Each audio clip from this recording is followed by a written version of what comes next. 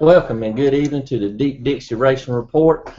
We want to thank our good friends and sponsors at 5-Star Hyundai and Warner Robins on 560 Russell Parkway. Go in and see Mike Hurd and the guys for all your automotive needs. We'll go ahead and tell everybody we're doing something a little bit different tonight. We're going to do kind of a roundtable session. We're going to have some racers. We're going to do some track promoters and series directors, talk to them, and something a little bit different. Pastor Todd is going out of town. We want to wish him a safe trip up and safe trip back. And I guess we'll go ahead and get started with our prayer that we normally do and our national anthem. And whenever you're ready to go ahead. Okay. Our gracious, the time to get together and talk about the sport we love. Thank you for everything that you do in our lives. And be with us. Comfort us, protect us through this weekend of racing, and take care of each and every one of us. We all need it, and we need to observe and walk in your light a lot more than what we do. We're not worthy of what we get, but we want to thank you so much. It is in your name. Amen. Amen.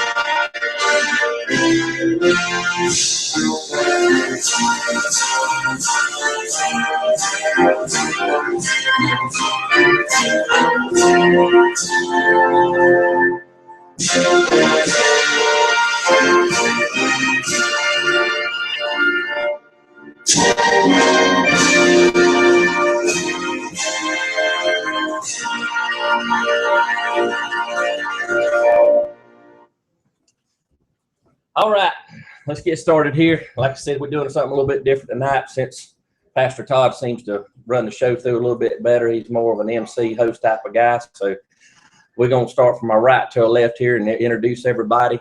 We have Mr. Wayne Lyle. He is the new owner, am I right, of Watermelon Capital Speedway. And his track manager is Mr. Eddie MacDonald. And to my right here is Mr. Scott Sumner. He's the new race director, and he is the man calling the shots now at Copper Motor Speedway. To my left, we have Kitt Sealy, the driver of the number 24 late model, and his cousin, Mr. Tristan Sealy, driver of the number 35. All right, we'll get started here. We're going to bounce this thing around a little bit. I guess I'm going to go ahead and start with y'all too, since y'all entered into a little bit of a new entity here, and he's got the track. I was going to ask y'all what's y'all's plans for this year, and how y'all get started out. Y'all got any big races coming up or anything like that, Eddie? We got June the 6th is the next big race. Speed Fest in January was the biggest race. Right. But we got the Southern All-Star Super Late Models coming for that race. Mm-hmm. And we got, along in the year, we're going to bring some pro trucks in there and run them. Okay. But we're going to start off tomorrow night or Saturday night with the regular classes, the go-karts, outlaw late models. We're starting over with the pure stock class, Super Street, which is, they got bigger engines now than the late models, so that'll be good. But we hope to have a good show. We're going to run a lot of classes to start with. Now, they all run on the Super Street there. Now, we're used to Super Street cars. What we know is run the small tires. Do y'all run a big tire on? Yeah, same as the late model. Okay. And a little more of an engine than what the outlaw cars. They're on 2 barrels or small 4 barrels, but we turned the Super Street a little bit loose this year. Well, I haven't really talked to anybody. I come from a go-kart background. That's about all I've done through my adolescent years, teens, and then when I was out of school. What's kind of time? I know they got to be getting around it pretty good. I don't know the times. It's good. Last year we had the real fast carts in there, and they kind of got scared of getting hurt because we bounced some of them off the wall. It's not hurt anybody. Yeah. But we got running like economy class, modified class, and like a strictly stock class. So it'll be. We have a bunch of carts. We're thinking about putting them in a dirt track. Okay. Now, are y'all planning some? Wayne, y'all planning some new things for the place or facility? Well, the first thing we've done is we've sort of cleaned it up and fixed the roadways and fixing the parking lots now. We're building new bathroom facilities, which are under construction now to take it up about 30 or 40 air-conditioned bathrooms and new food receiving area with walk-in coolers and that, as well as new ticket office. We've improved the wiring, the lighting, the PA systems, and tried to overall clean up. And we're on a 100-acre site off the interstate, and we plan to put motorhome hookups for 50 amp hookups for 20 motorhomes. During Speed Fest, we had a few of the guys, some NASCAR drivers brought in Prevost, and you've got to have a proper place to park machines like that. Right. And then we've got a fairly large campground that we've cleaned up, which will offer some primitive camping as well as hookups and roads and trails through. We're thinking of maybe putting a mud bog circuit in, possibly a four-wheeler circuit. We just sort of see, what items are in demand. And we're going to try to also link some shows, tractor shows, auctions, car shows, swap meets, as well as some ag-related things. And then the other thing is we're looking at putting on some concerts down the road. Right. In our area, we've got quite a few local people that are pretty big names. Oh, yeah, we do. Southwest Georgia. Bryant, et cetera. And, hopefully someday we can handle a crowd to put them in there and put the place on the map. Well, I know the mud bogging stuff is really picked back up, and I didn't know it. I know the Fairclough family. Everybody, knows Ben and Jeremy Fairclough. I know their sports arena over there in Swainsboro. I went to one 2 years ago. I didn't realize it had picked up as much. It's mostly trucks, not tractors, but I didn't realize as big as it had got again. One time it just about died off in the state of Georgia, but it's catching on. Well, we've had a lot of comments in the track where to take it back to the dirt. It was dirt about 23 years ago. Right. And I made the comment that what's the difference between dirt track and asphalt track? That's about $2 million. But I said, I come up around dirt tracks, and I hadn't been around racing for probably 20 some years. And then I've got this farm, and the guys had a couple of cars they were building, so I helped them build the cars, and then they built one for me. So I ended up driving a Super Street car on Cordial. I drive the number 20 car. I'd driven on it for 4 years. And that's how I really got involved, where Mark Reagan and Tom Logano talked me into buying the track. So I just wanted to keep it open. I think it's a good facility and a good location. It is. And we're looking to attract more cars, to have better payoffs, have a friendly place for both drivers and the fans. Mm-hmm. Well, Eddie, I know you was around dirt your whole life. Is doing the paving thing much different, or you enjoy it more, or it doesn't really matter? Or I know you've been up there a while now, haven't you? Yeah, since 2000. Yeah. I couldn't imagine running the dirt track. Really? Because that asphalt. I always run dirt until we paved the track, and then they wouldn't let me race off no more. So I ain't never raced. Right. I've run asphalt, but not there. Right. We go out. Wayne ain't around. I'll take his car out and play with it. Yeah. Now, as far as upkeep, I know it's maybe a little bit different, but as far as I've never really been around an asphalt track to see. Do y'all do any prep to it as far as I know you probably get grit or sand off of it. Do you Just keep it clean. Just keep it clean. Don't worry about spray tack or nothing like that. We use a vacuum truck and a sweeper. The biggest problem you get is if you might get some wire on it from some of the enduro cars that run domestic tires or something if they blow a tire. Right. But the track we have has got a pretty good surface. Once it gets some rubber on it, you can stick to it. And the difference of driving and hitting a dirt track, we can run 3 wide. So you're going to get a lot of lead changes. And at Speed Fest, they were running 3 wide around there. And, and it makes for good racing. Yeah. I mean, it gets a little bit scary going into a corner 120 mile an hour, and you have to use the brakes if they fail you. Yeah.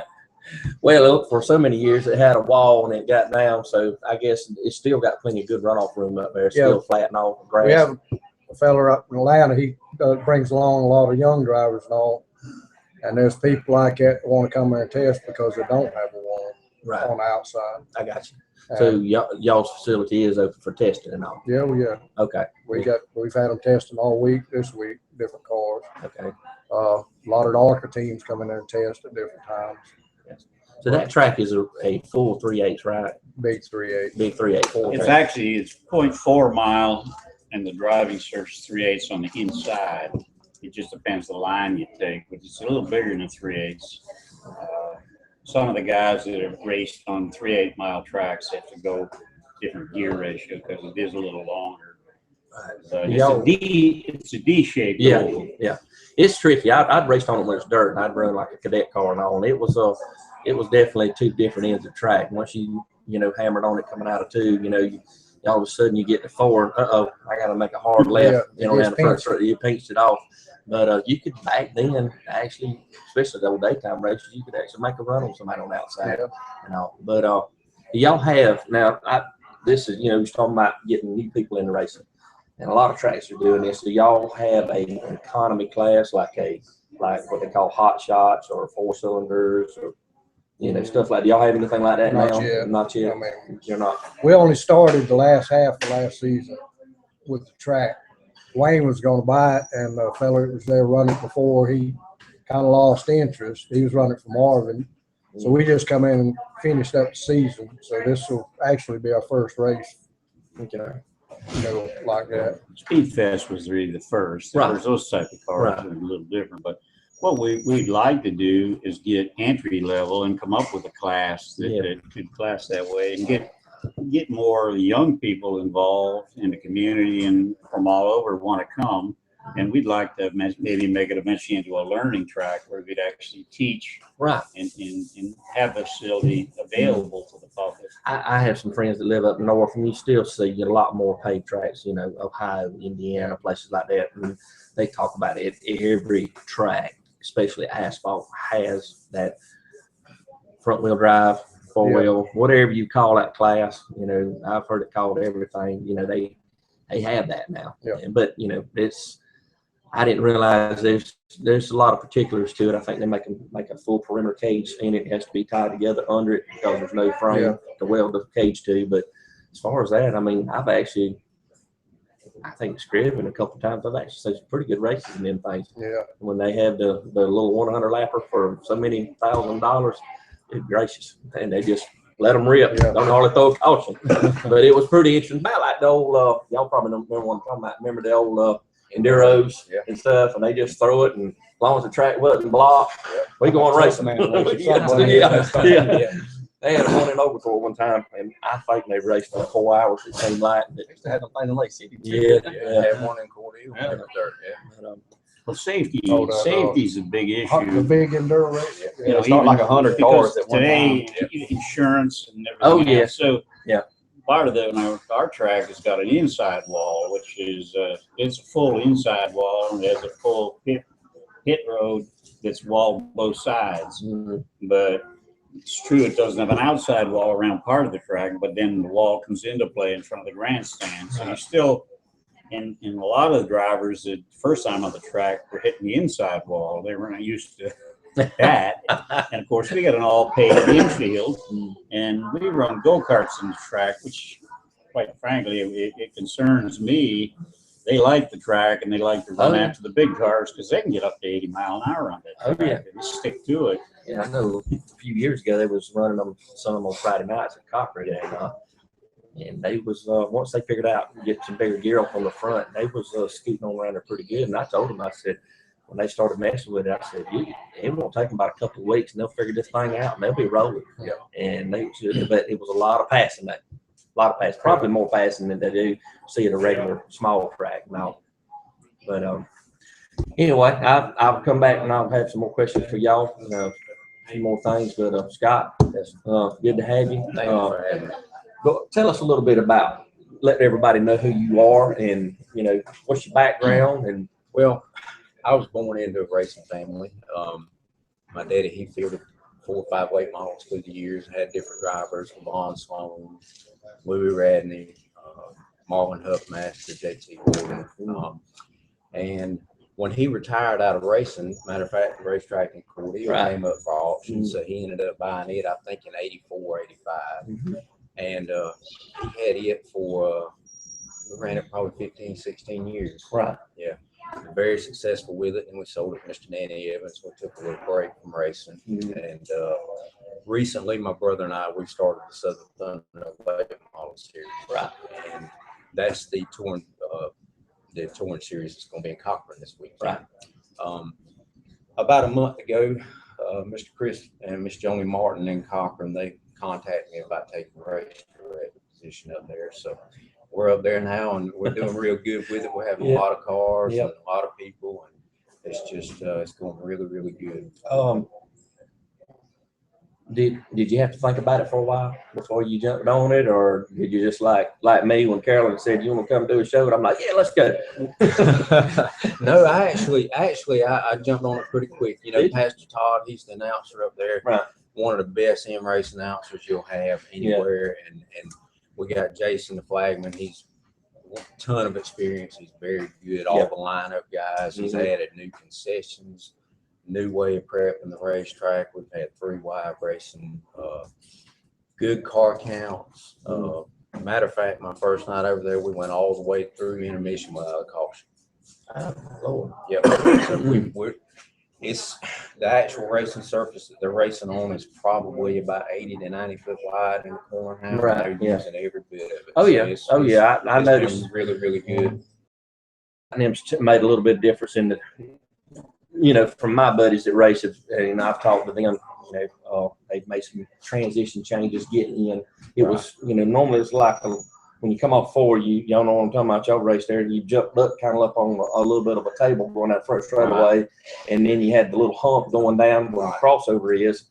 And I could tell that night, when they was practicing, I said, man, they're going in a lot higher getting in the one. Right. And everybody's not just shooting. It's always kind of been pinned to the bottom. Yeah, going in the bottom. But I noticed that first night, it's more a little bit mid to top. Middle up, yeah. And they went and they put a compound bank in it and almost rolled up a little lip so the right rear tire stick, to the top of the racetrack. And they're also, we changed the whole way of prepping the racetrack and everything. It's coming on really, really good. I know everybody's been pleased with it so far. I heard nothing but good stuff about it. Yeah. So y'all got coming up this weekend. We got the Southern Thunder Late Model Series. We got a lot of stuff going on actually. It's our 2nd annual family day. From 12 to 4 p.m. we got slides, bouncy houses for the kids. We got all kind of vendors that's going to be there. Hunt Brothers Pizzas come on board. We got free pizza for the kids. Coca will be there. We got the snowmobile people will be there doing snow cones and stuff. All kind of games and activities, and that'll be from 12 to 4. Also, the National Vintage Racing Association will be having a car show there that day. So people like the old hot rods, the 55 Chevys. Are they racing? They will be racing that night, but early in the day they're having a car show out there. So something for the parents and fathers to do while the kids are playing or whatever. My dad said somebody mentioned something to him the other day. So he's looking forward to coming over. So that's what's going on from 12 to 4. Then the gates open at 4, and we'll move into racing action probably around 6:30 with the drivers meeting, hot laps around 6:45. And we have our Southern Thunder Late Model Series be a $10,000 purse. that night will be a 40 lap feature. We'll have qualifying B mains. We're also paying $1,000 to win in the sportsman, $1,000 to win in the pure stock, $1,000 to win in the Okay. so, and also the vintage cars will be racing that night. They have several different classes that they race. We'll be running them as well. Okay. All right. Now, coming up down the road soon, we'll go ahead and just talk about the next couple of months, and like I did with them, what else have you got coming up? I think you've got a big weekend, Memorial Day weekend or something like that. Yes, we're coming. We'll be coming back the following week with the basically regular racing event. We'll have also the Super Streets running with us that night, and then the following week we have the Southern Outlaw Super Street Series will be racing. Okay, so that's going to be a big. And that's event that's going to be their first race of the year. That'll be their first race of the year. Yes, it will, and it's going to be a big show. Okay, big show. They expect, and I've talked to probably 20 to 30 of those guys that are coming. So. Okay, well I know that and we don't want to put a negative light on any kind of series, but I know that particular class has been hurting a little bit, and maybe that'll help get some things kicked back off in that class. Right. Yeah, I hope so. Those cars are becoming so expensive to work on that people are kind of saving them for the big races. Yeah. So I think that'll probably be a good weekend as far as crowd wise and car count too. All right, and I also want to mention one more thing. Mr. Chris and Miss Joni Martin that own Cochran. Right. Excellent people, and they're very big into fundraisers and stuff. And Saturday night, our first fundraiser of the year is going to be for the Macon Rescue Mission. Okay. So they're very worthy cause. So we just want to invite it. If you've never been to Cochran, we've been getting over with very early, 11:30. So it's not a bad travel situation, and a lot of good things going on up there. Okay. Local places you can stay if anybody needs to stay over on Saturday night. Yes, the Royal Inn in downtown Cochran, and there's also, I believe, the Best Western. Okay. All right. And one of the things, you have Memorial Day race. Now, how y'all playing that out? What are we doing? We're doing a Saturday night show, a Sunday show. The All-Star Series is coming in that Sunday, right? Yes, that's right. The Memorial Day weekend, the Southern Thunder Series will be in Alabama that Saturday night, and a lot of those guys are also coming over Sunday. Chris is doing he's putting on his own big late model show that weekend as well. All right. So now on Sunday night, are y'all going to still run your pure stock class and then the All-Star Series too? Right. Okay. What will be the first, just regular pure stock? Same as it'll be on the website. Okay. Yeah, it'll be on CochranSpeedway.com or on Facebook, Cochran Motor Speedway. Have y'all thought about, are y'all going to start any earlier that day? The rumor's been out that y'all going to start at like dinner time that day on Sunday, and I'm like, I don't think they can do that. No, it'll be a little later than that. Yeah. Okay, we're going to get all our times and stuff nailed down moving into that, and we'll post all that on our website. Okay. Moving back to y'all. I mean, I know y'all said y'all had some. You want to elaborate a little bit more? Tell us when we give you more detail about your Southern All-Star show and your Pro Truck Series, what y'all got coming up as far as your big races in the next couple of months.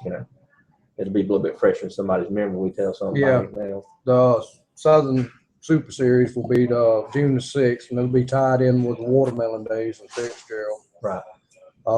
It's a super late models, just like what we had at Speed Fest with the Cup Boys, bring the kids in and all that. Right. The trucks, it's like a truck. They run like 604 crate engine. It's like on a metric chassis, the stock GM rear end, but they look just like the Winston Cup truck or whatever. And they mostly based out of Florida. There's some out of Florida. We're getting most of them that's coming out from Gresham. They don't have a place to run up there. That's right. Yeah. And we're getting a lot of the outlaw cars that used to race there. Okay. But they should put on a pretty good show. Do y'all ever have anybody? I know there's got to be some asphalt sprints that's in Florida. Do y'all ever have anybody ask about that? I had one guy called me today. He said, ask them about, do they have any sprints? Because you still have people that's, from up north that's moved this way, and they still hang on to sprint racing. And I like it too. I like anything. It don't matter what it is. You put turtles and wheels together, I'll watch them race. It don't matter to me. That's something that's kind of hard to get. I mean, I was talking to Terry that's got Five Flags Speedway in Pensacola, and he tried like TBA, RA sprints out of Tampa and all with the Rudiments. He couldn't get them, and there's a fella that used to race Indianapolis cars. He's got a sprint series out of Texas somewhere, and that's what he had to bring in. Wow. That's a pretty good shot. Yeah. Yeah. Nice. No. But and it's hard to get the cars. Last few sprint shows, we didn't have that many cars, you know. Do either of y'all have anything?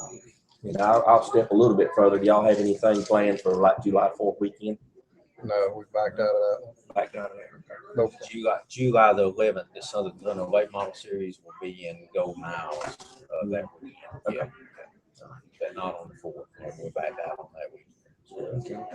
Around Cordy Hill, it's a big thing to go out to the lakes for the fireworks show. So. Right. I got you. I said, yeah.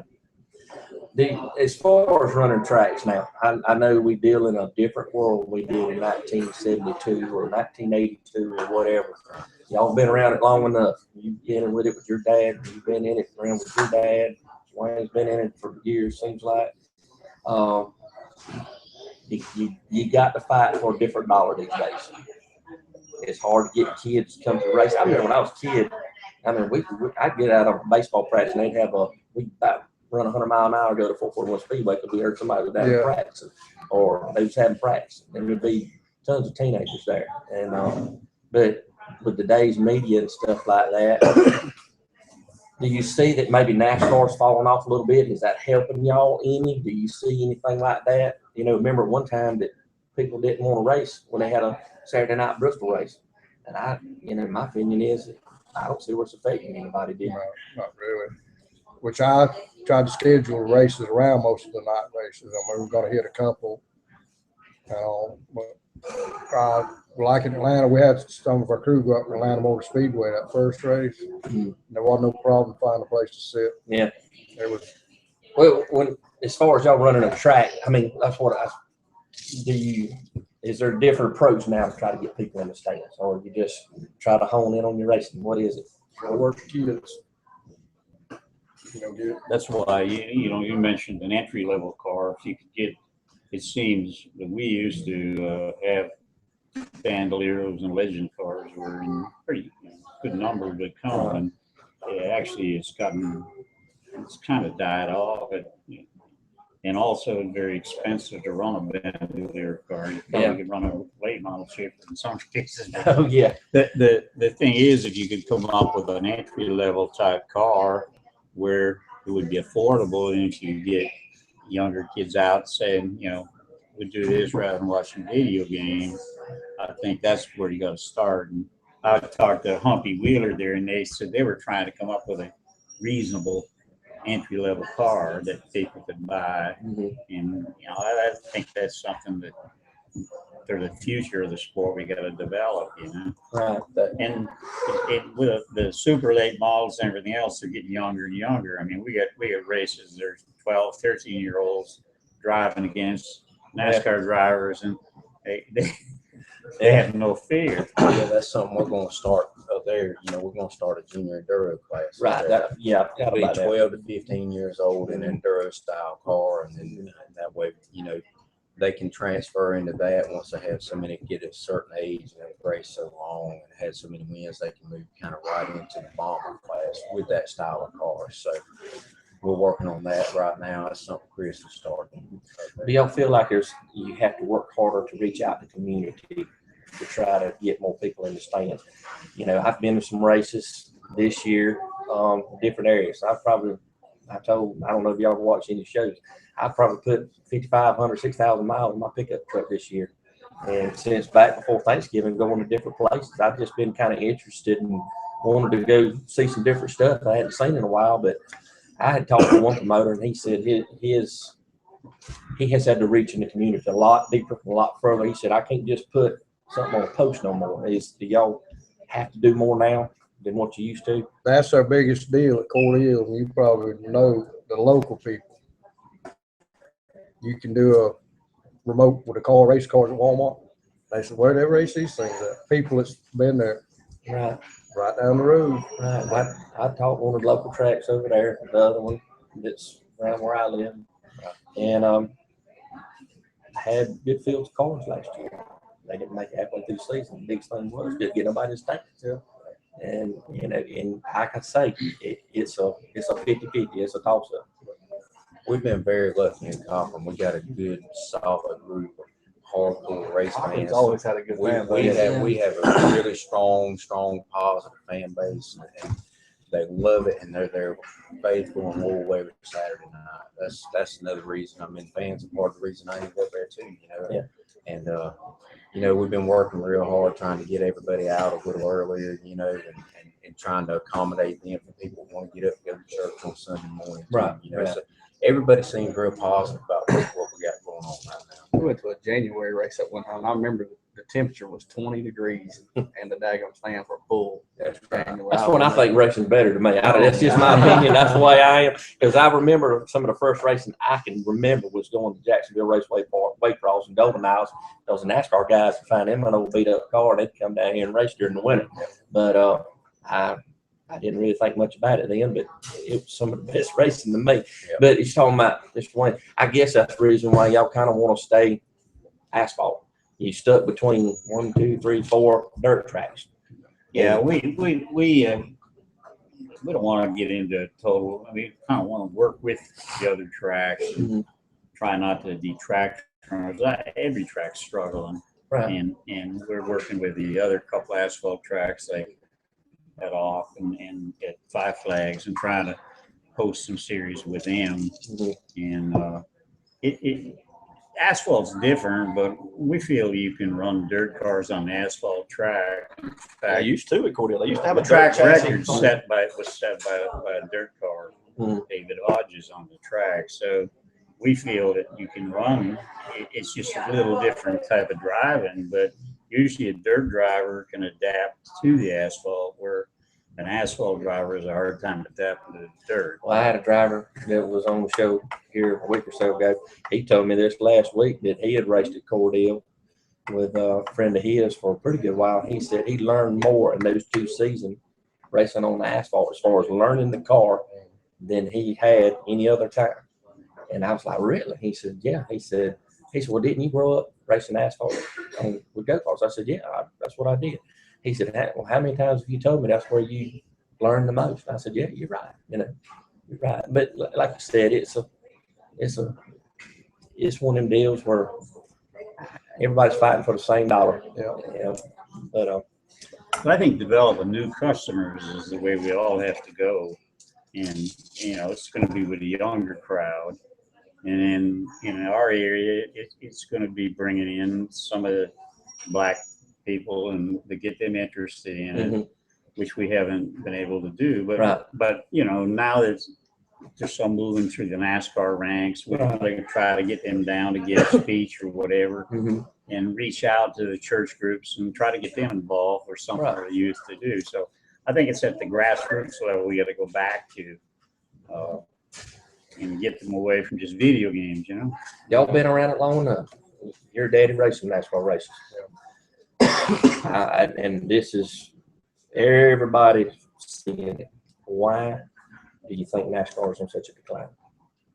Give me an honest answer about that. Start with this guy. They've taken all the good, hard racing out of it. I mean, the Intimidator. Yeah. I mean, that style of racing is gone. And really, it just seems like those guys are there riding. You know what I mean? It just seems like the way they do the chase. That is some stupid stuff. Taking a man back to 0 and 10 races ago. Remember Ray Miller did that one year? Yeah. I didn't like it then. I mean, you kill him for what he's done all year. Yeah. Right. You take a guy that's coasted all year long, he stays in that chase, hey, he's ready to go. That's what I'm talking about. Yeah, people just kind of riding to hopefully to get into the chase and have a shot at it. They don't have to fight and claw like they used to win a championship. Everybody talks about Dylan Hart and Richard Petty. Would they have 7 championships if they had to run in the chase? Would Jeff Gordon have 7 championships if he hadn't been in the chase? Right. That's right. True. That's right. Eddie, I think as far as anybody, you and Mr. Wayne probably seen so many generations. And then I'm quite sure y'all been to some NASCAR races of late. I don't know how long it's been, but when your dad raced at Atlanta Motor Speedway back in the day, can you tell a big difference now than you could back then as far as excitement in the crowd and people? I remember one time you couldn't get in and out of Atlanta Motor Speedway. I mean, you just about stayed till late that night before you get out of that place. They don't have the crowd. It's just too many politics. NASCAR has always been about politics, even when my dad raced. But it's got with the sponsorship money, and they're pushing. The sponsors want NASCAR to do this and that. It's just, that's not really a sport. It's just who's ever got the most money. Mr. Wayne, as a businessman, what would you see as far as the business side of that? I mean, where are they headed with that thing? I mean, they got to know that it's falling off. I mean, they're covering up seats with signs and vinyl wraps and everything else. My opinion is that, as long as the TV money holds, that they're working for that. But I think if they don't support racing at the grassroots level, then eventually people won't watch it on TV either. And you got to get the young people interested. And a lot of young people you ask them what NASCAR is, they don't even know what you're talking about. Right. And I think that's where they're making their mistake. And I think they're not looking at the future. They're not supporting the small tracks, like a track like ours. We've had very good rapport with some of the older NASCAR drivers, Joe Nemechek when he was there, and Jeff Burton and Bill Elliott and all that. They try to do what they can because they realize the importance of it as well. Right. But when I was coming up, we run the short tracks were sanctioned by NASCAR, and NASCAR would do stuff for the track, bring that series up, especially in the points. And Wayne talked to Humpy down there at Snowball Derby, and we was thinking about joining NASCAR. He said, "Go ahead, give me $20,000, and that's all you're going to get out of it. They don't do anything for short." I think Oglethorpe at one time was NASCAR. They dropped in. Yeah. But they just, like he said, they just don't support the lower classes like when they got started. Right. I know they don't push. I remember back in the 70s and 80s, every time you picked up a racing paper, every modified race was all NASCAR. And I don't think that happens much anymore. I think they're concentrated around Virginia, North Carolina. That's it. And that one time, that whole asphalt modified thing was totally NASCAR. We're taking the approach that because we're relatively new at it, and we're trying to put a multi-facility together. We're taking an approach. We're looking for sponsors, local sponsors that come in at different levels, and we do advertise for them and get them interested. And with the money we get from them, we can put in to the driver pool and for advertising to get a better group there. And then we're thinking of reaching out, and maybe we'll have a couple of challenge races where we make a different format, and we're going to pay off for the track record, and put some bucks out there to do that. Right. And it's a hard business. You've got to. I think if you're into it to make profit, it's not probably the right thing to be in. I've sort of got in it. My goal is if I can break even, I'll be happy. But then I didn't get in it because I was relying on it. I got in it because I like driving on the track, and I just want to see it keep open and running. We all know one of the best that he just passed away a couple of weeks ago, Mr. Earl Baltus. And I had just got curious, and they said that there was a bunch of videos on a compilation of him giving drivers meetings, and the one about the fighting was funny to me. He said, "If y'all want to fight," he said, "go ahead." He said, "You're not doing it in my pit, but I'll get y'all on that front straightaway, and I'll let y'all have at it, and I'll split it with you. I'll give the winner 50% and all that stuff." But that's one of the questions: is the fighting good for racing drama? I mean, it don't seem to be as bad as it used to be. I can vividly remember my first one, Jacksonville Raceway Park. It had to be, I was 3.5 years old. They went through the fence and out down to the highway, and it cleared just about the whole place. I remember my daddy, he scared me because he told Mama to go get me in the car and lock the doors. Yeah. They didn't know how bad it was going to get. But he's just like he said, the place would be packed. He said he remembered, I ain't going to call them names because it might be somebody, but that they're names that some of us know. And he said they seen them later up the road, and that evening, it was on a Sunday afternoon, they was up there eating, all of them was eating together at the diner up the road on 17 there. But I mean, I know you have to be more careful with that than you used to. I know growing up, I went to a lot of Cordell races when it was dirt when I was younger, but they used to fight out there every Saturday. I mean, it was going to happen. Yeah. But then they'd slap you on the wrist, going back to pit. Yeah. Now they take you to jail. And it's just, it's changed a lot. Oh, yeah. It's liability in different reasons. Right. Well, that's what I was going to ask you. Is the liability different now than what it was? Does the law enforcement today impede more restrictions on y'all? Hey, if it gets out of hand and we got to send law enforcement out there, we're going to shut you down. I mean, so how does that work? They don't. It's not good to have a report like that for the law. But I think most people know by now if you hit somebody, you're going to jail. Yeah. You know, so they'll fuss, cuss, and everything else, but they keep them hands down to the side. Yeah, I was quoted. Somebody told me, and then whether he was messing with it or not, I think it's a state race in Alabama. I don't think I've ever been. I ain't been in years. I raced there in the 90s a couple of times, and I'm not mistaken. One of those guys told us. He said, I said, y'all ain't had no big bad blowout here in quite a while. You know, you've had a couple of incidents. And one guy tried to jump through the side window of the car over there. You know, when a guy's going around the track. And he told me, he said, I think he said it was $3,000 and 3 days in jail. Period. Yep. And that's enough to make you keep an eye shut. Yeah, that's pretty much. I don't know about y'all, but that hurt my back pocket. Yeah. You know, at Cochran, that's one thing Chris and Johnny worked really, really hard at, making it a family affair and a family environment. Yeah. Kind of, and we see a lot of that in the stands, a lot of families with kids and stuff. And the guys that race there have really, really done a great job. I mean, they've been very professional all year. Right. Matter of fact, I don't even think we've had anybody trade paint. You know what I mean? I mean, it's just been, which a lot of that's got to do with the surface. It's so good and wide now, and everybody's got so much room. But you know, it's been a very pleasurable. Well, I think also too with these days, everything's a lot sketchier with people, and your violence is, you know, out of control in some places. I guess you would have to be real careful about letting that get out of hand. Some folks would see it as okay, but your regular everyday family that's come for the first time, I'm quite sure something like that got out of hand. Well, that all it takes is that one family to go to church next Sunday. I don't want to go back, you know, and it hurts you, you know. Well, and on that point too, talking about from the series side of it, like Kitt and Tristan, they run the Southern Thunder Series. They've run it all year last year, and they're going to run all the events this year. We had 0 incidents in the pit. We have the best fellowship among racers of any traveling series that I have seen. I mean, no wrecking each other, no tearing up cars. I mean, of course, every once in a while, somebody, you know, sideways. But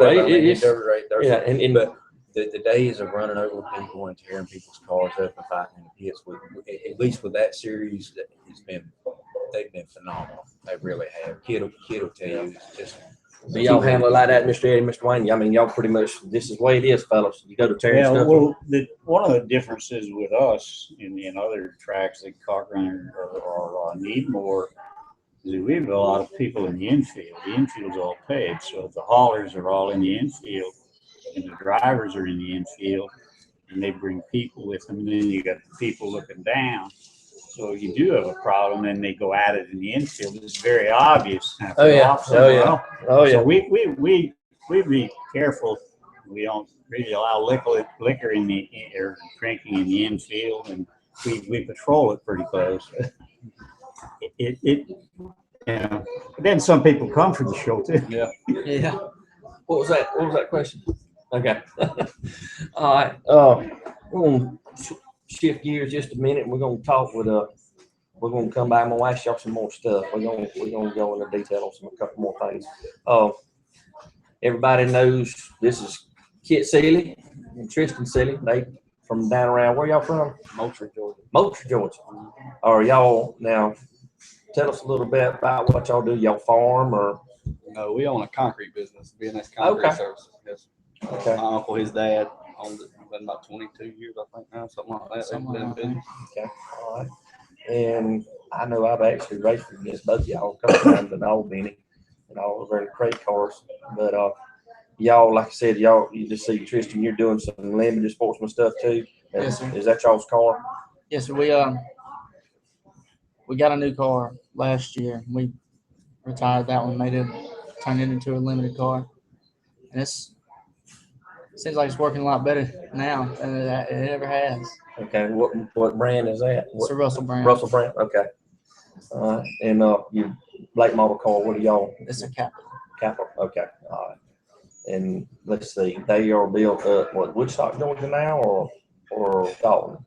I think it's still Woodstock. Yeah, Woodstock. Okay, Marshall Green. Yeah, Marshall. Okay. All right. And Kitt, are you just doing just a late model right now? Yes, that's why I run as the Southern Thunder late model. That's Okay. it. What brand y'all? I think when I run against y'all before, I think y'all was running some Barry Wrights. I run the Barry Wright stuff, and he was in the Russell Brown stuff when he first started. But now I switched. I went to a GRT by Fitzgerald, Okay. and probably the best car I ever sat down in. Okay. Okay. Y'all's pretty much just gonna stay on track to Southern Thunder Series. I mean, is that pretty much it for this year? Are you gonna be running any point series of any kind at any track? No, I don't think so. I don't know. I think he might end up running the points and limited at all, being. Well, we got a few races scheduled with the Southern Thunder on the same nights as Albany, so Okay. we're just gonna run the Southern Thunder stuff. Okay, I got you. Y'all been at it how long now, both y'all? This is my 8th year. 8th year. This is 4 or 5. This is my Okay. 5th, I think. All right. All right. What now? You ain't been in it, a little less than 10 years.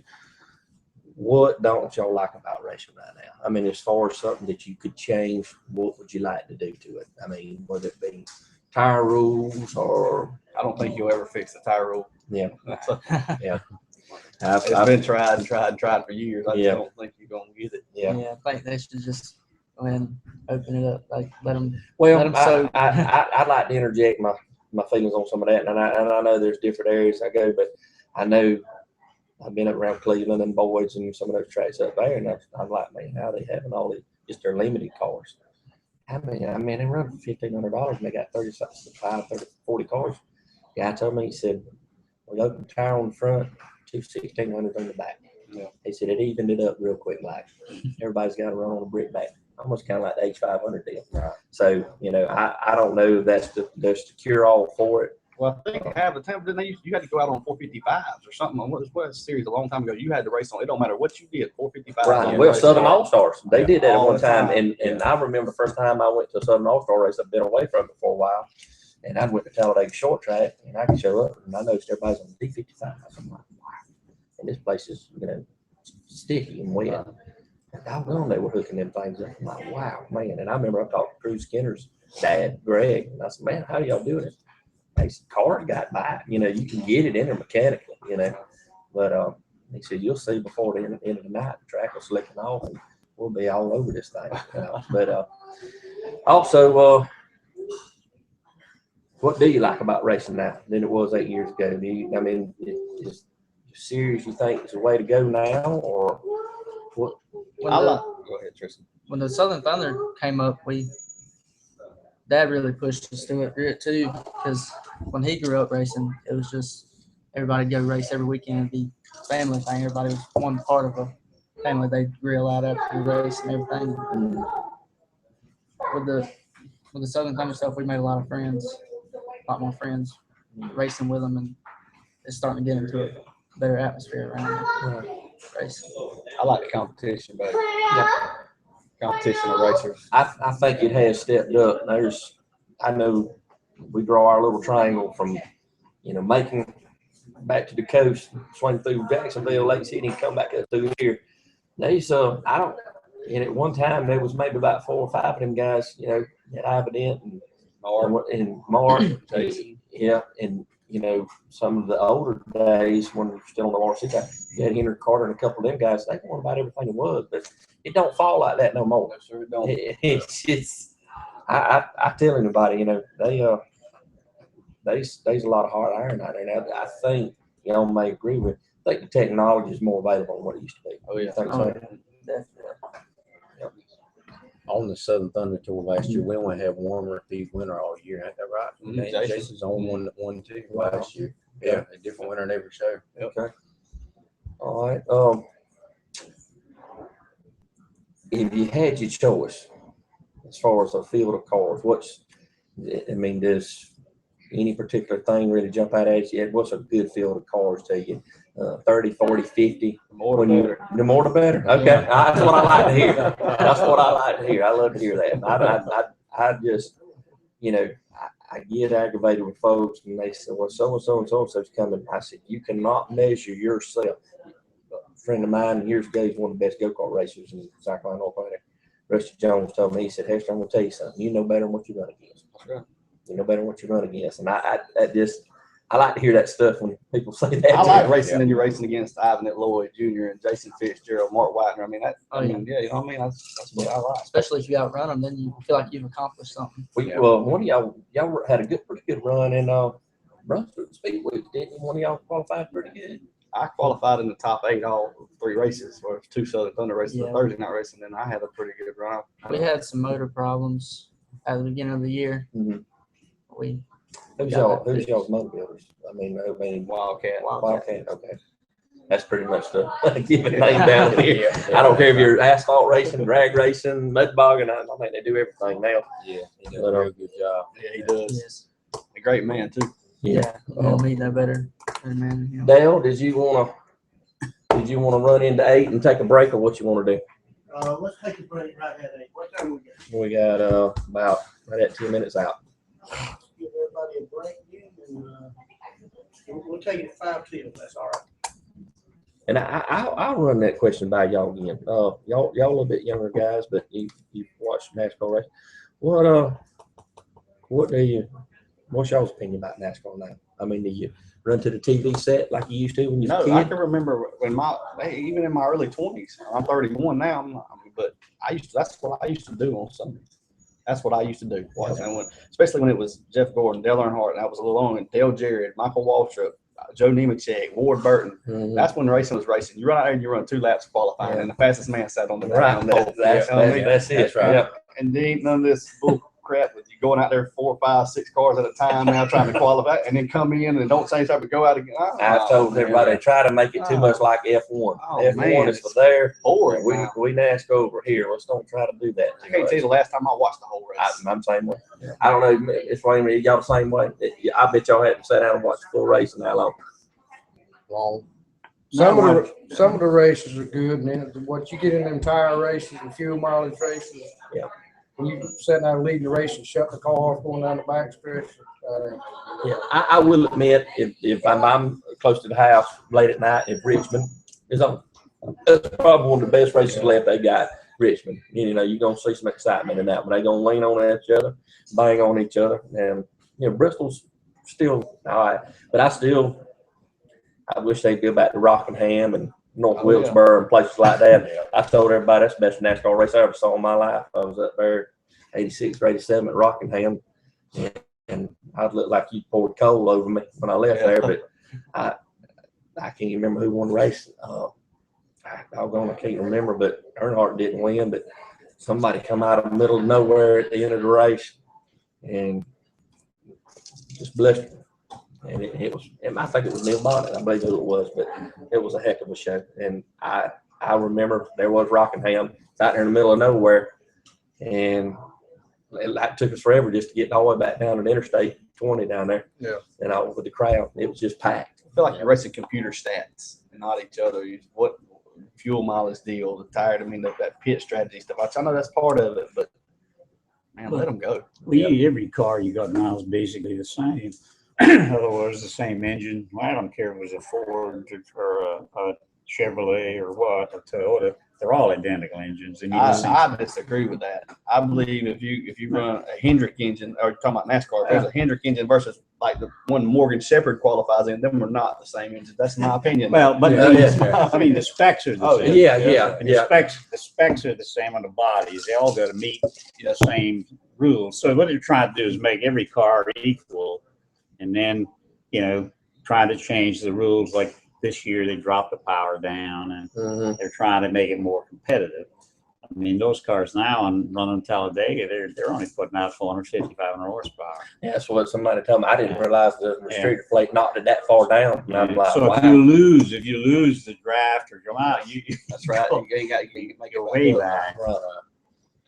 All right, shall we take a break? Yeah, we'll roll on. And folks, we're going to take a short little break here, and we'll come back. And like I said, again, we want to thank the folks at 5-Star Hyundai, Warner Robins, 560 Russell Parkway. I want to thank them one more time for sponsoring this show, and we'll be right back.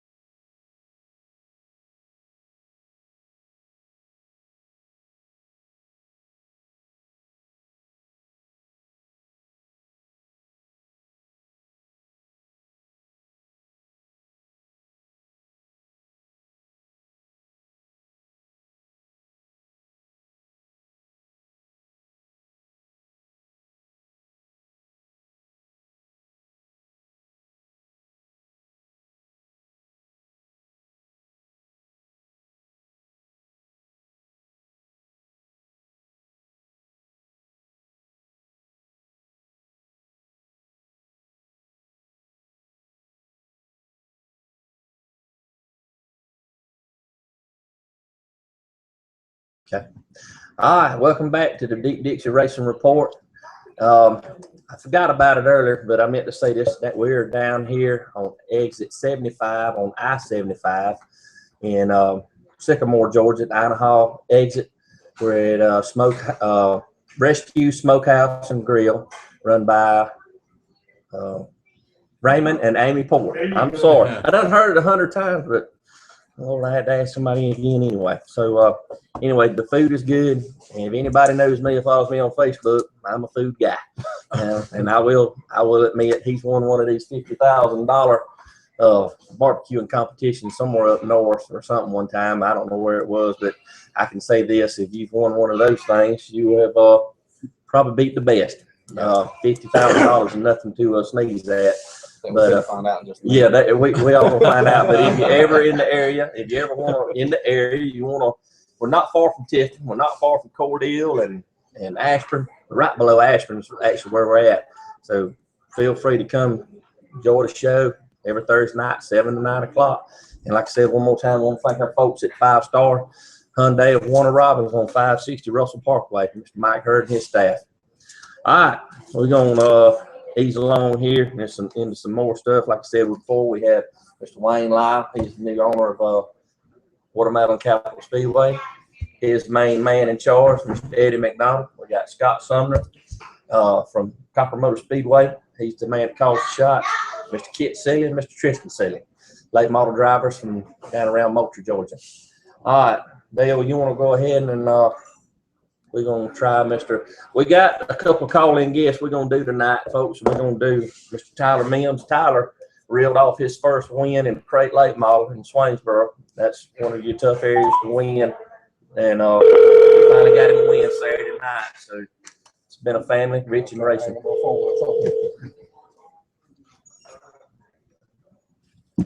I'm sorry, but the person you called has a voicemail box that has not been again, set they're up probably in the yet. shop working on the car. That usually happens. Your pumped up level. You want to work on the car a little bit more after you win.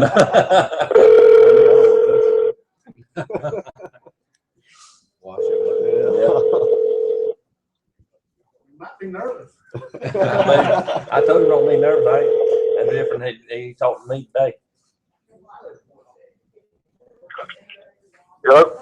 Tyler. What's going on? Hey man, this is Brian. We got you on the show. You live on the Dixie Racing Report. You doing all right this evening? Yes, sir. How y'all doing? Doing pretty good. Congratulations on that big win Saturday night. Wanted to holler at you and tell us. I wanted you to tell us a little bit about how that all went down Saturday night and where you qualified at, how the feature laid out, and just give us kind of a little synopsis of how it went down. All right. Well, we qualified on the pole with 15-2-4, I believe. And was pretty excited about that. I had too many poles. Then we come around feature time. Figured we had a pretty good shot at getting it done, but I didn't know we was going to be able to put a good little distance between the second place car like we did. Yeah, I'd heard that through the grapevine that you about half tracked them. Was that right?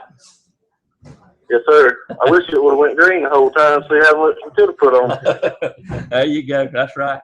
Well, a lot of folks don't know, maybe from certain areas, probably don't know Tyler Mims. Tyler is the nephew of the late Tracy Mims. Tracy won tons of races all over South Georgia, Southwest Georgia. He won, if I'm not mistaken, Tyler, how many races did he win? Did he win the state race a couple times?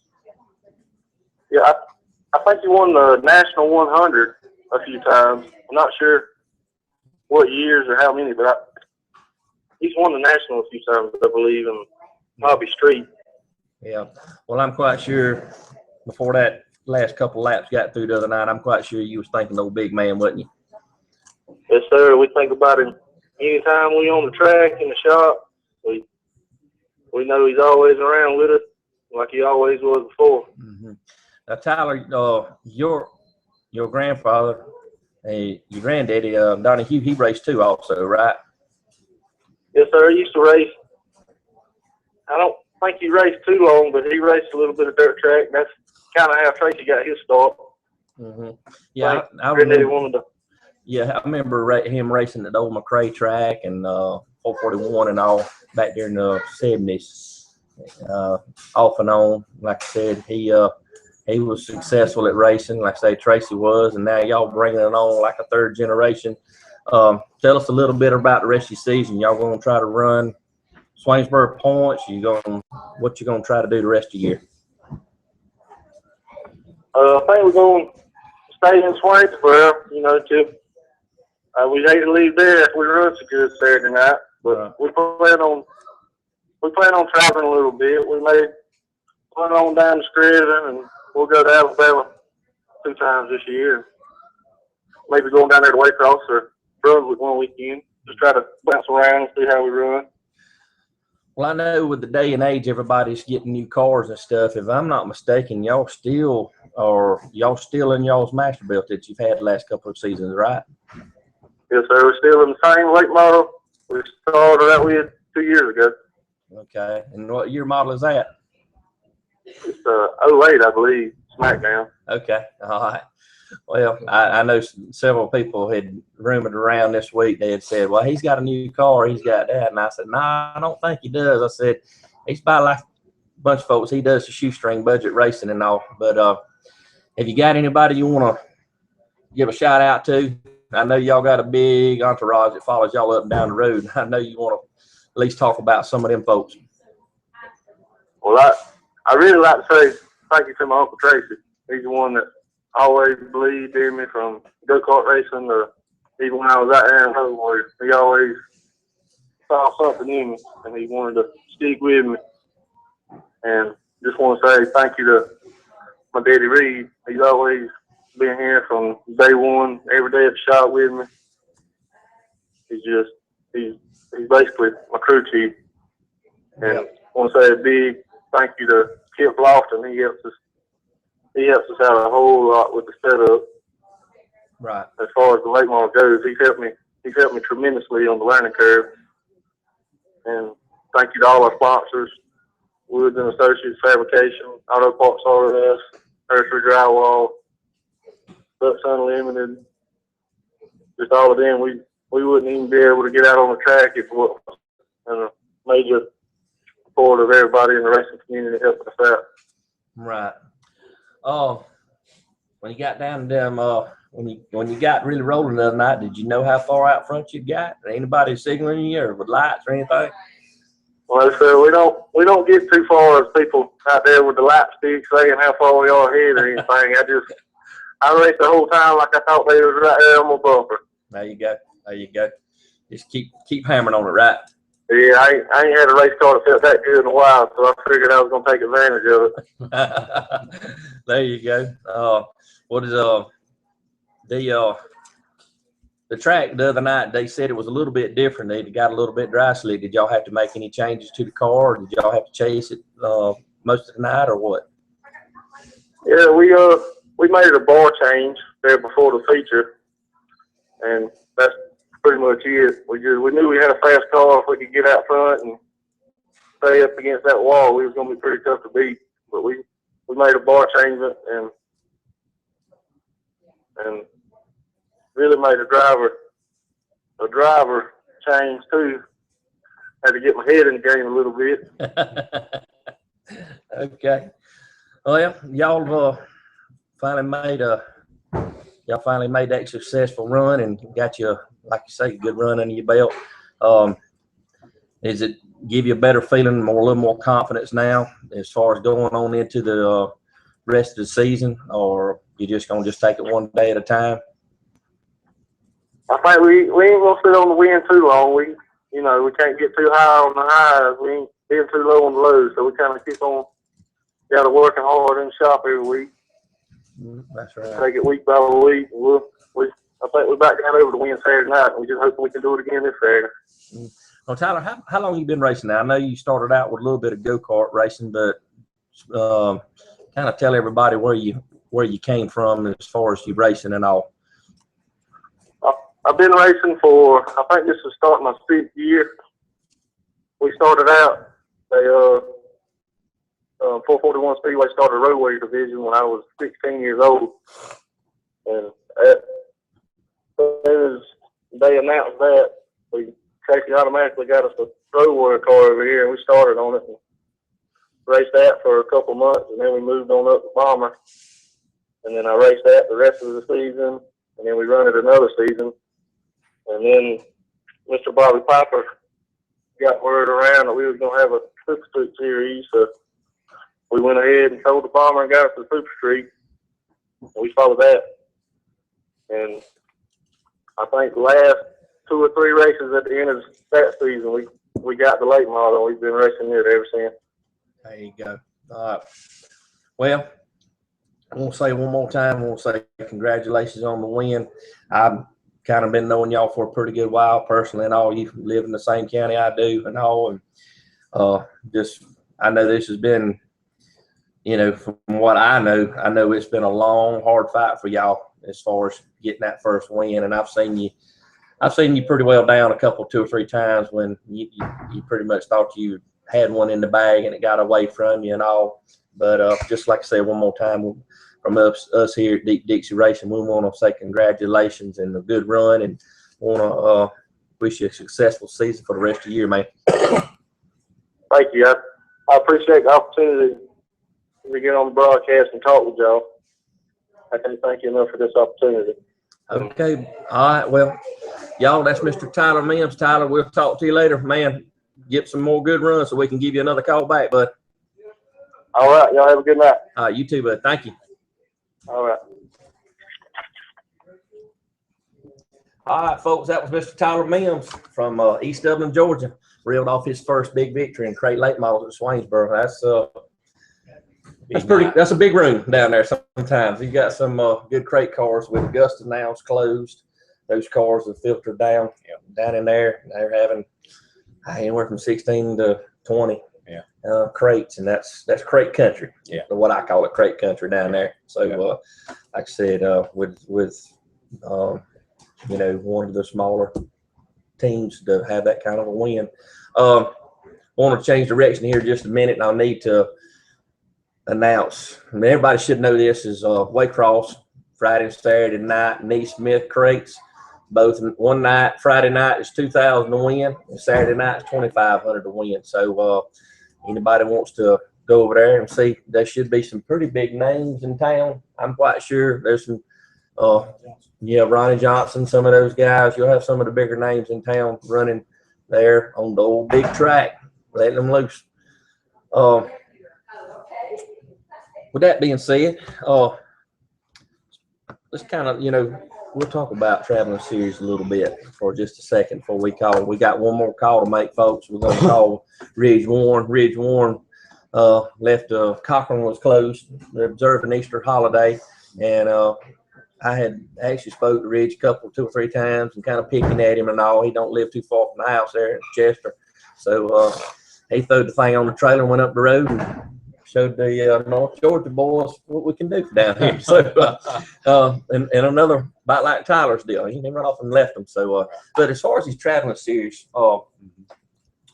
it's when they come to town, is there an extra amount of work to be done? Is it something extra you do, or I mean, I'm quite sure there's fees and stuff like that you have to put up and all to put on a race. But as far as your advertising, do you go out a little bit further on your advertising and all? Yeah, you have to, paying the bigger purses, you got to have the people, So we do a lot of legwork advertisement, I go around and see a lot of people locally and just putting out flyers. And also we're doing a lot of TV and a lot of radio this week, trying to pack the house, So, and, it's good for the racer, and people tend to start coming a little more once they see a show like that. Right. So it usually works out all the way around, but yeah, there's as far as advertisement, as far as organizing, you're lining up at your cars and how you're going to get everybody staged and lined up. Mm-hmm. Like at Cochran, we got 2 different pit areas. We got an inside and outside. Right. So you got to get all your lineup people coordinating, all your parking of the cars and letting them when you reserve parking people, and it's a lot more work, you know, but it usually works out pretty good, you know. So, but you know, like with our upcoming deal, we got a free practice Friday night. Yeah. So that's going to take care of a lot of the parking issues. A lot of guys, you know, with the bigger rigs like Kitt, and they might come and park and stay overnight or whatever, you know. So that usually helps a little bit. Well, Eddie, is that the same thing with y'all? Do y'all try to encourage when y'all have a big race? Do y'all set forth a little bit further out and try to encourage everybody to come on, get on in? You have to work a lot harder getting the people in there. The way the CRA bunch did when they come in here, they just take over everything. They do everything. Okay. We provide the help and the records and all that, but as far as running the race, teching and scoring and everything, they take over everything. Now, do y'all do the transponder system at y'all's track yet? Not yet. We're working on that. Okay, I got you. Which I've seen times where, you know, sometimes that system will kind of, it'll mess up a little bit too, so it don't take, but that one little finger hit the wrong button and it's all goes in the mess. Y'all just put it in? Yeah, we just put transponder system in Cochrane. We've had good luck with a couple of races, you know, had no issues. Yeah. It's actually helped to pick the pace of the program up a little bit too. So.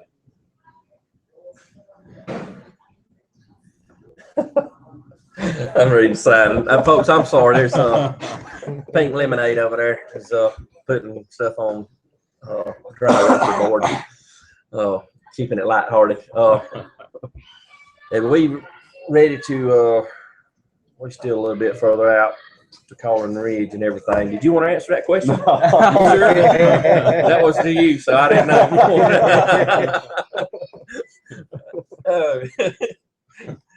Well, Tristan, how about you? You want to answer anything?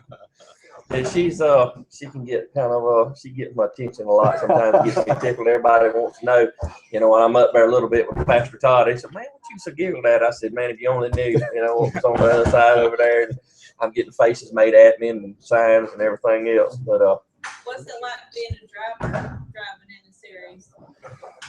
I love running the series. I'd rather run the series than the Saturday night stuff anytime. I like to travel. Her granddad was Brown. Her granddad was Brown. Her name, you call him Eddie Brown. Traveling. Because they ain't no money. Yeah, they ain't much money. Yeah, folks, I will admit that we all know that this is still just a hobby, and that's pretty much what it'll always be. You can get money. That's like when I had my crate late model for 2 or 3 years. That was the first thing. Me and Blaine would get in a truck. I pulled mine with one of my big trucks, and we'd be heading out. I remember one night, first night we went to Albany. My wet thing was banged up from one end to the other, and we on the last lap. The left front, everything on the left front just broke. Just bam. My lower control arm broke. I was like, wow, good gracious. We still was able to get in the trailer. I looked at Blaine. He said, "Boy, that thing tore up." I said, "Yeah, but we rolled it in the trailer. Thank goodness." Tristan, since he's your cousin, if y'all are coming to the checkered flag in the series and he's first and you're second, are you going to wreck him? The question, if anybody didn't hear that, what the question was, Carolyn asked them if they was coming to the checkered flag, would either one of them take the other one out for the money? I'm not. It depends on how much money he was paying. And if we was going to deal with Charles or not. Make sure Dad's not there for that one. We started on the front row this past weekend together, and Charles was like, "Y'all don't tear each other up now. Just get a good clean start." I should have been nudging you. So. Yeah.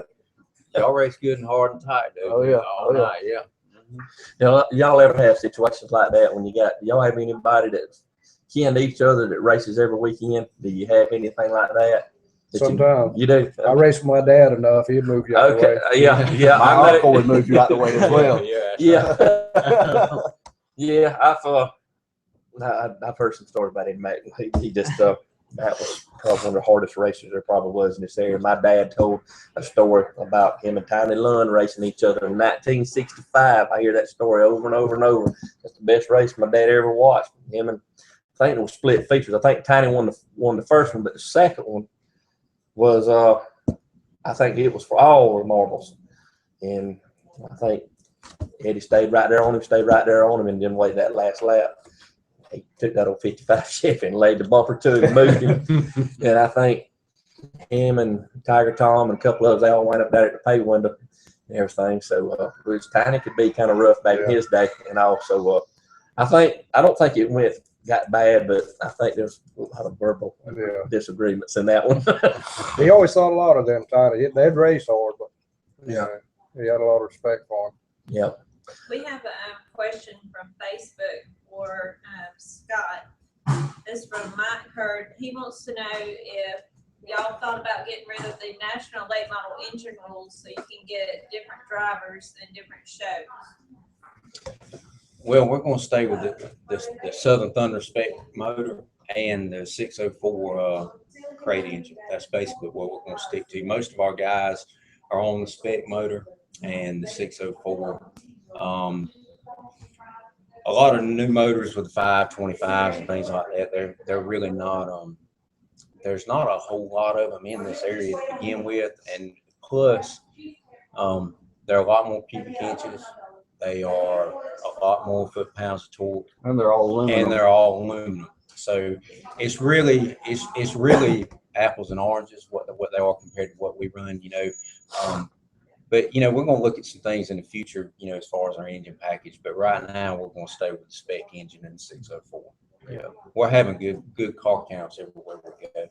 But you do see in the future there's a possibility of doing something, maybe 2-3 years down the road, maybe possibly. I don't know about that. Just stay the course right now. Just stay the course right now, yeah. And they're a lot more expensive on rebuilds and things like that. And you got to send them to Michigan and get them rebuilt. Yeah. And I mean, I understand. And there has been some breakage in the motor. I know. I think Yvonne Sparks broke 2 this year already, I think. Well, yeah, and that's true. And the people in Detroit, they're not coming to buy tickets at Wayne's racetrack or at my racetrack. Mike and John Beaver, Byron Corey, they're coming and they're bringing people and bringing cars. And if they have an issue, like I know Kitt, if he has an issue, Mike is just right there to take care of it. And that's good for the car counts. Right. Right. Well, everybody's got an opinion on that. And like I said, I've tried to stay out of it because I tell them, I said, I don't race no more. I had 604. I raced crate. I mix it up. It didn't matter, to me. Right. I went to the Ice Bowl last year and run. They gave a little bit of a weight break for 604 or nothing. Right. I jumped in there and run heat races with the limiteds, and it was just a rare deal where they let you run 2 classes. Right. At the beginning, I got the feature on Sunday. They changed their mind, but Carolyn, got there and mixed it up with them with 604. But when you get on certain tracks, you can do that. But I think the 525 was built to be a super. This is all limited. They're going to race, and I'm not taking nothing away from them because if we had one, I'd run 2. But they need to be running with the super just like the 604s run with us. Right. It's not the same. That's just my opinion. I'm not taking nothing away from them guys. Right. But that's just what I say. All right. We on 8:35. I want to holler at Mr. Ridge Warren. Let's see if we can't get him on the line because he's in no man's land over there between Montezuma and Chester. Give him a call.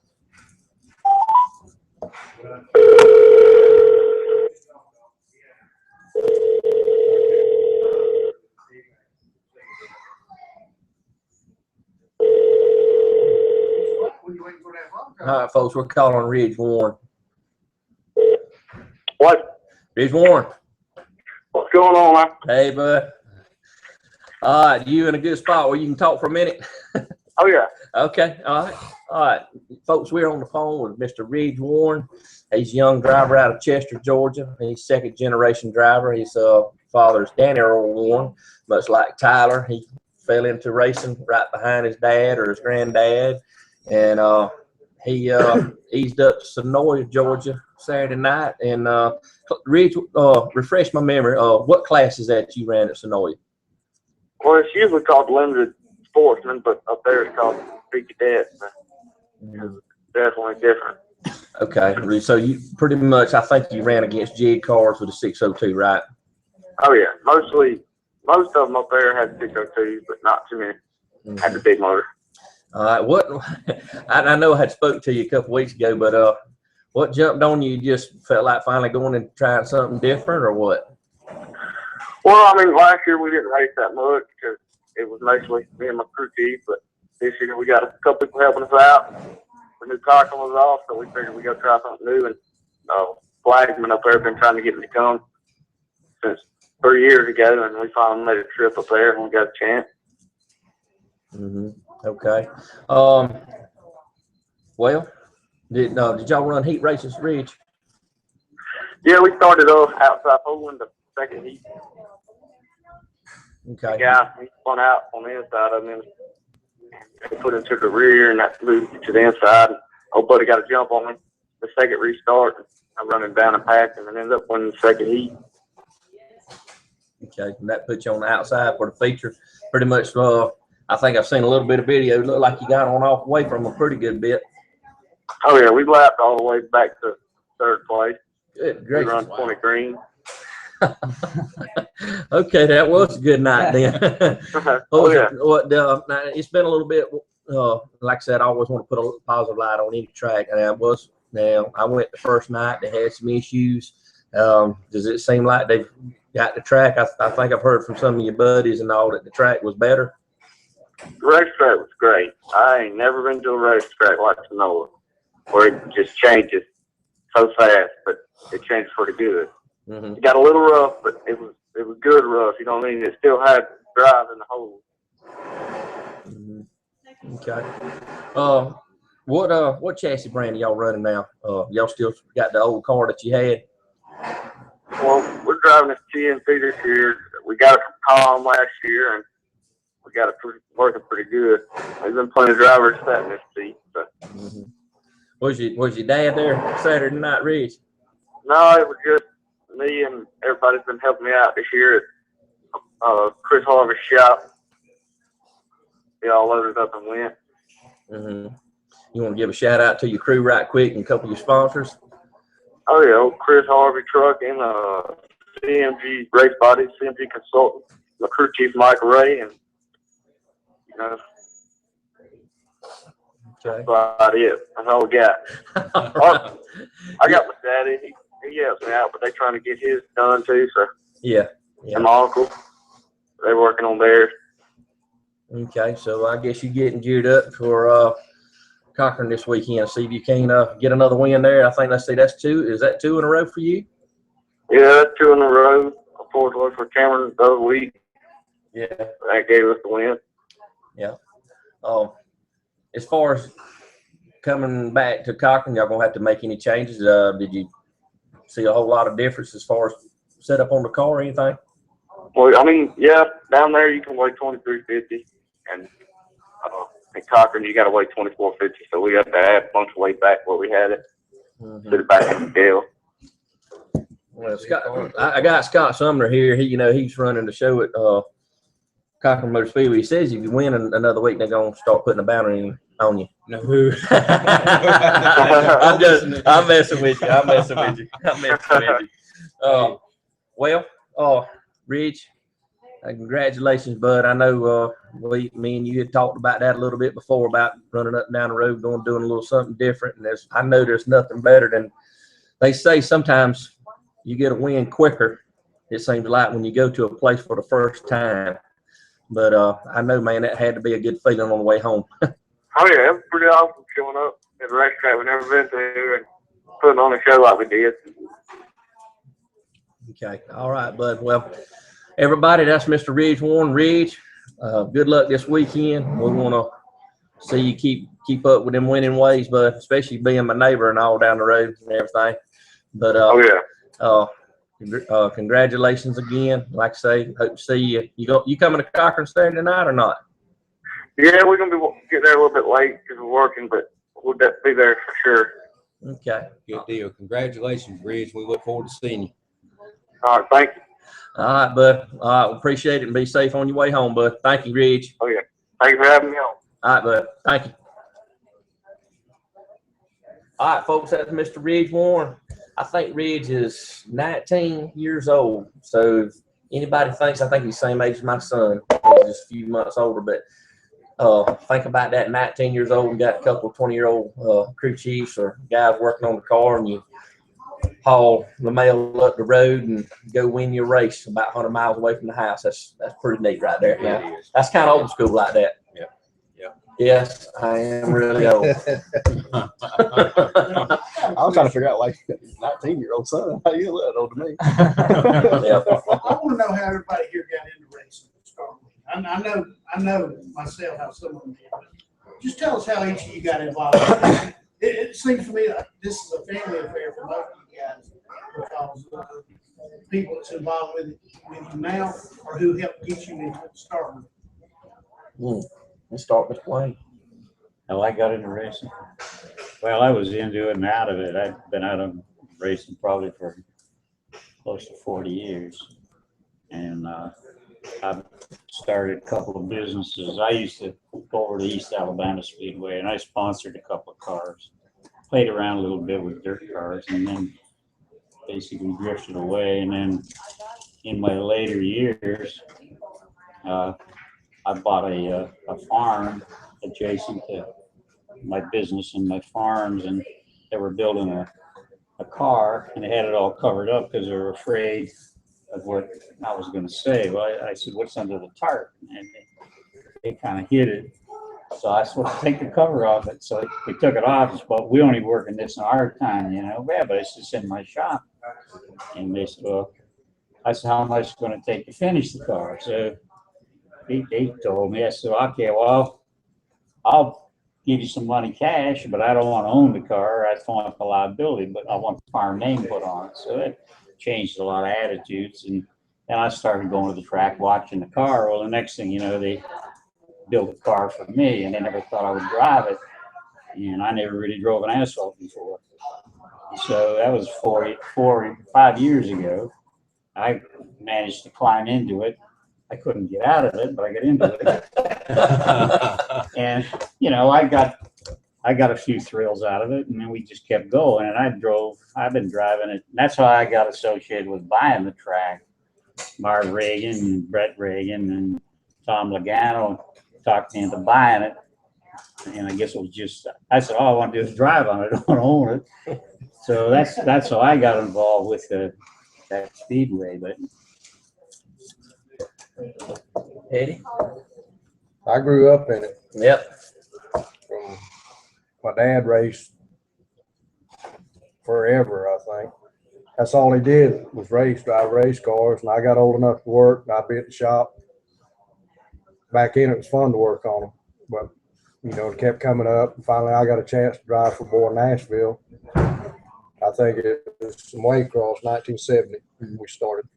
And that was my first race, and I pretty much raced ever since until we paved the track. Yeah. And I used to race on it dirt pretty regular, but we paved it and they wouldn't let me race on it no more. So it'd be a conflict of interest. Well, I think, Scott, you done gave us a little bit already, but, you know, you can tell us. Born into it. Yep. Yeah. My daddy used to race and fielded late models and ended up in the racetrack business. Been there for 25 years. So. Yeah. Me, myself, I just, I've been around with my dad. We, like I said, we was a go-kart racing family. And like a bunch of gypsies running up and down the road. And how my dad supplemented that, he worked for the DOT. So how we supplemented that, he built race car engines. He built engines for Chuck Johnson, Reggie Falk, Hilton Pope. Yeah.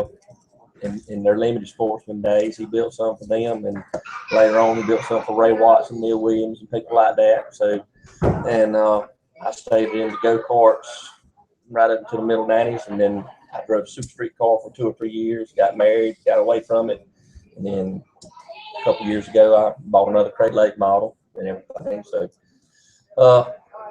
I don't know of anything else to do. I might play a little golf and spend time with youngins and grand-youngins, which there we go again, the real old thing again. But but that's about it. And now Leo and Carolyn's got me involved in Dixie, so here I am. Y'all's turn.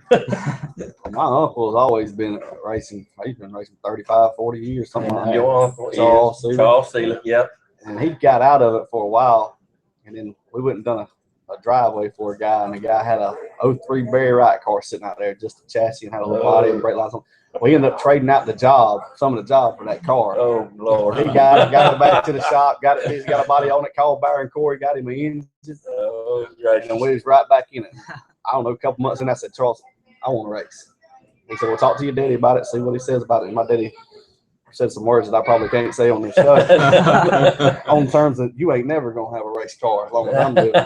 So I went back to Charles and told him what I said, and then Charles talked to him, and a week later I was on the way to pick up my first race car. Oh Lord. So, Wow. it's been ever since. That went in a hurry, didn't it? That was real quick.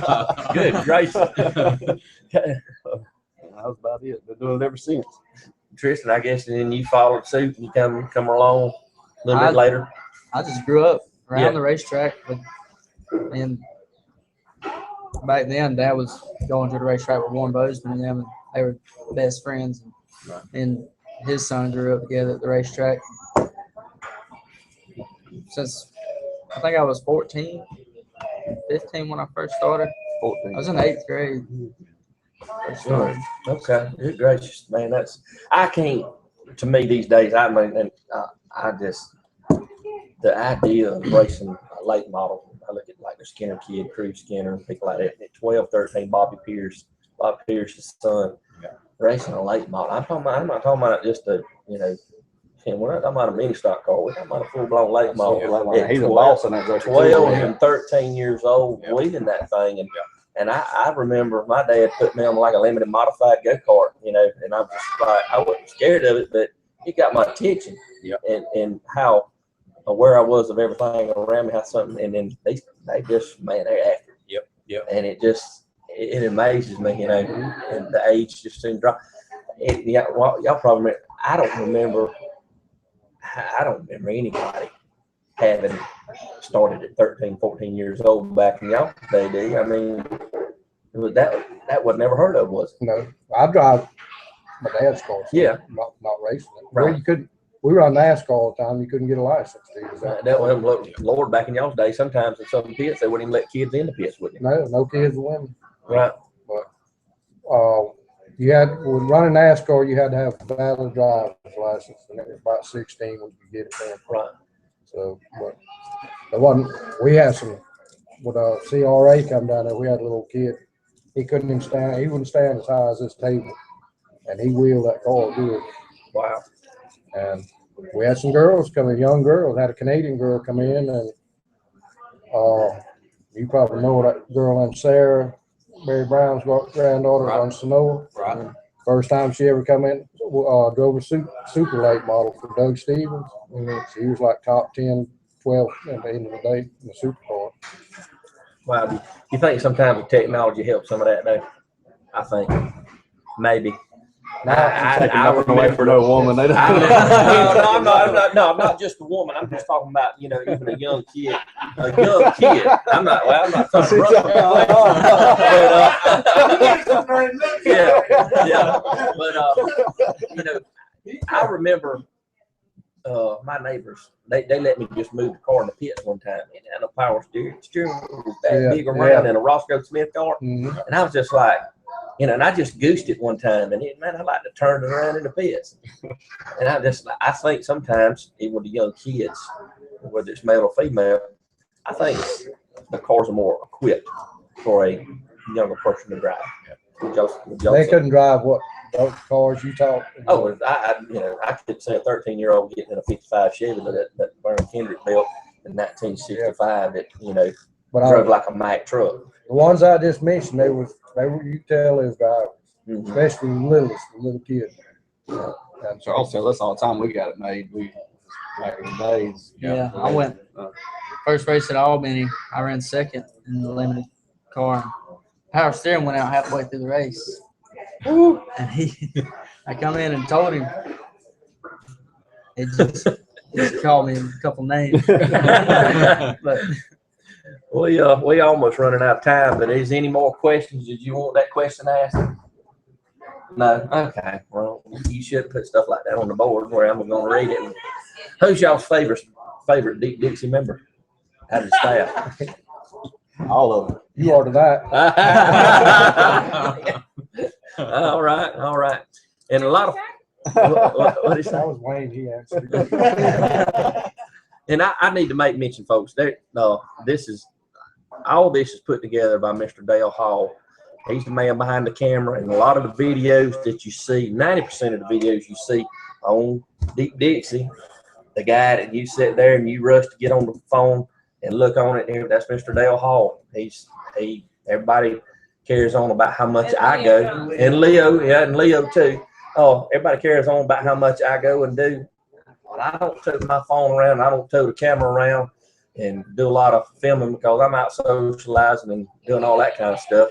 So those are the guys that's, does the techno stuff, and they're the genius and the wizard behind all that stuff. And Pink Lemonade, Carolyn.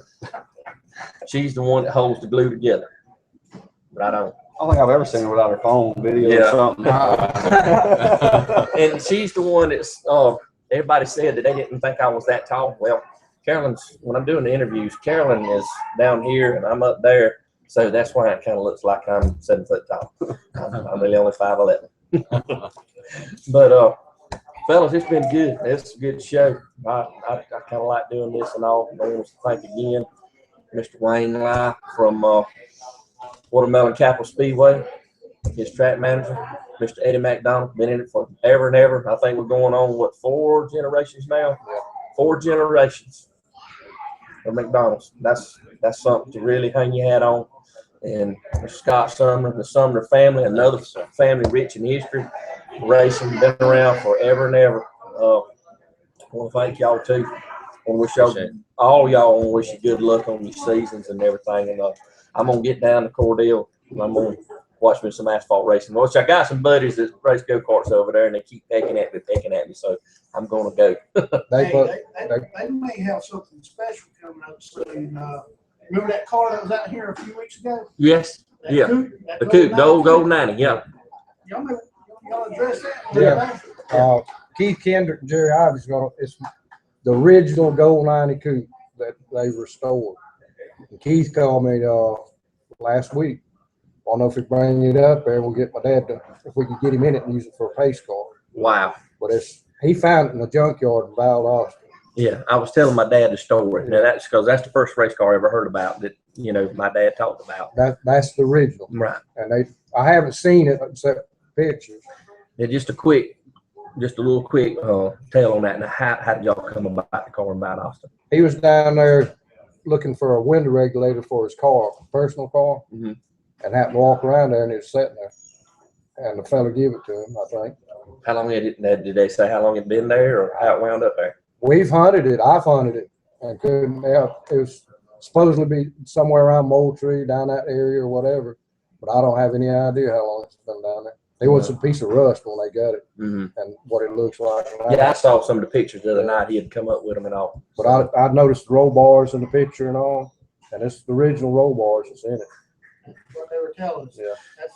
That's amazing. I watched that. Yeah. If anybody, y'all probably like the drive. It's got 1 inch square tubing for roll bars. And the steering is it got the long rods on it? The steering's got the straight I-beam axle on the front and everything. Yeah.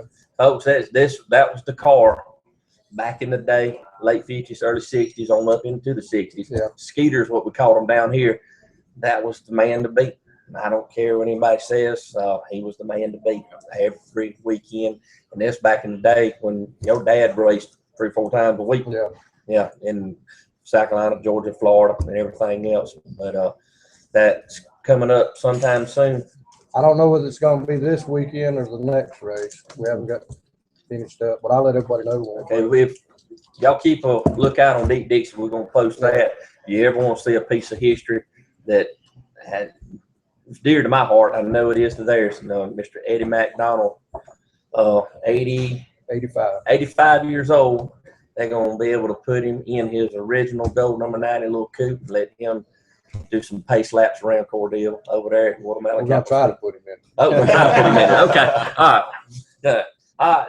And I want to thank y'all 2 guys coming in at the last minute. That was pretty cool. I appreciate that. Mr. Kitt Sealy, Mr. Tristan Sealy. Like I said, they've been around racing a long time too. There's Mr. Charles Sealy. And like I said, I want to wish y'all a good season.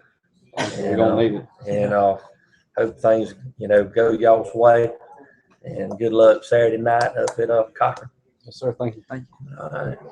Now, you guys that are promoting the races this week, anything y'all want to say Yeah. to people out there before we leave? Come see us. Yeah. We're gonna have a really good show this weekend. If you've never been to one of the Southern Thunder races, these guys put on an excellent race.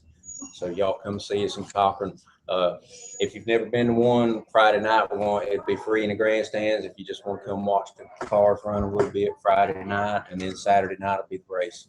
Gates open at 4, and we'll start hot lapping at 6:45. I just like to say, like I did last time, I really appreciate what y'all do. Y'all done a lot for racing, going around to the tracks and just starting the show and all that. And I've got some kin folks that's watching from Maine I'd like to say hello to. Oh, wow. It's my daddy's niece, so she's supposed to be watching, but we appreciate it. And folks, if you think about it, it's just like anybody, we talk about something, get a friend, get a neighbor, grab them. And like I say, if it's not, but what's y'all's grandstand price? $11. $11? On a regular show is 10. 10, a regular 10. Just pick up a neighbor, pick up a friend, take a child, whatever. Take them to the races. It's good entertainment.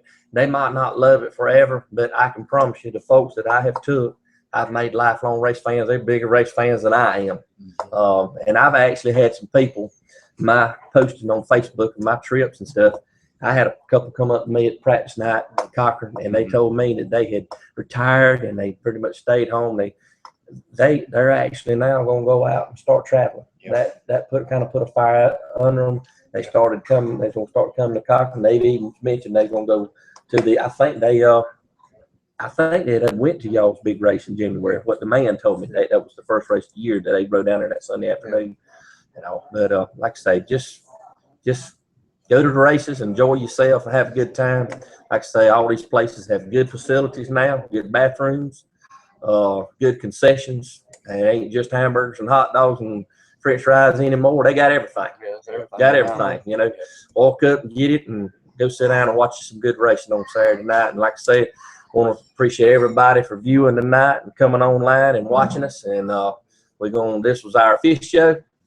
This is our fifth show tonight. So we enjoying it and having a good time. I want to thank again 5-Star Hyundai of Warner Robins on 560 Russell Parkway, Mr. Mike Hurd and the gang, and also Rescue Smokehouse Grill, Raymond and Amy Poor. Like I said, we've got another hour. If you're in the area, come on, get you some good eating. All right, folks, we're going to say good night. And thank you again for watching.